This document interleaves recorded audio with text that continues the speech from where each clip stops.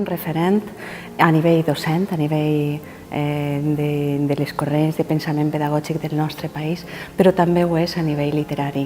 Dintre de la literatura, sobretot infantil, Mercè Viana ha destacat en un moment molt concret de la nostra història. Ompli el buit de literatura infantil que fins ara se basava sobretot en la rondaística o en la literatura de tradició oral, molt important també, però les escoles estaven faltes d'una literatura que treballara els valors socials, que treballara l'educació integral del xiquet, dels infants, i això Mercè ho fa d'una manera genial.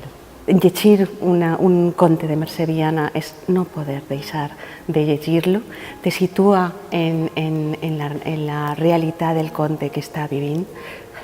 En molt poquetes pinzellades retrata molt bé els personatges que habitualment són molt simpàtics, són agradables. Personatges tots que ja formen part de l'univers col·lectiu de diverses de les generacions dels nostres alumnes.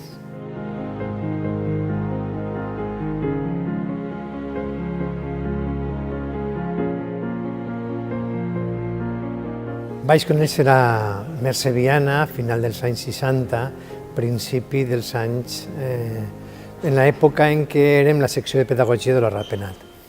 La secció de pedagogia de la Ratpenat va ser el primer moviment de renovació pedagògica i innovació després de la Guerra Civil. Mercè, en aquest moviment, ha treballat sempre aspectes relacionats amb la llengua. Ella formava part del grup dedicat al text lliure, una innovació produïda per el mestre Freinet en 1924 a la seva escola d'Occitània. Mercè treballà en aquest departament, en aquesta secció, d'una forma molt encoratjadora, renovadora, en aspectes de llenguatge. Més tard, aquestes aportacions en el camp del llenguatge les incorporaria a la seva literatura. És una de les autores més prolífiques que hi ha en la narrativa infantil i juvenil valenciana.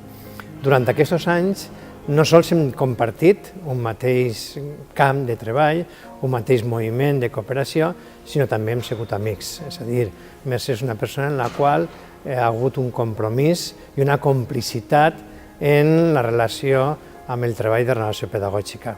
I també coincidirem en el treball sobre llibres, els primers llibres que aparegueren, podem dir, en les escoles valencianes que tant feien falta a partir de la llei d'ús i ensenyament.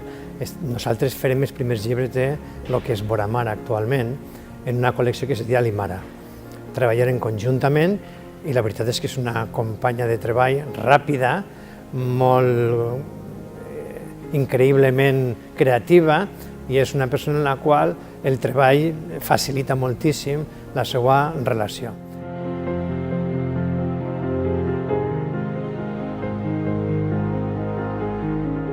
Varen compartir un projecte de formació del professorat al Centre de Professors de Torrent, un projecte basat precisament en la formació del professorat i en una comarca molt determinada. Això es va marcar. En la seva funció i la meva, primer varen compartir assessories de primària i sobretot era conèixer a fons i estar preparada, Mercè ho estava molt, des del punt de vista de conèixer molt bé tota la dimensió pedagògica i d'aprenentatge, conèixer un altre àmbit que ho feia també molt bé, que era tota la dimensió epistemològica de la llengua i de les llengües, i després també aportava un plus que com a escritora li donava també un plus, com estàvem dient, extraordinari. Mercè és amiga i som amigues.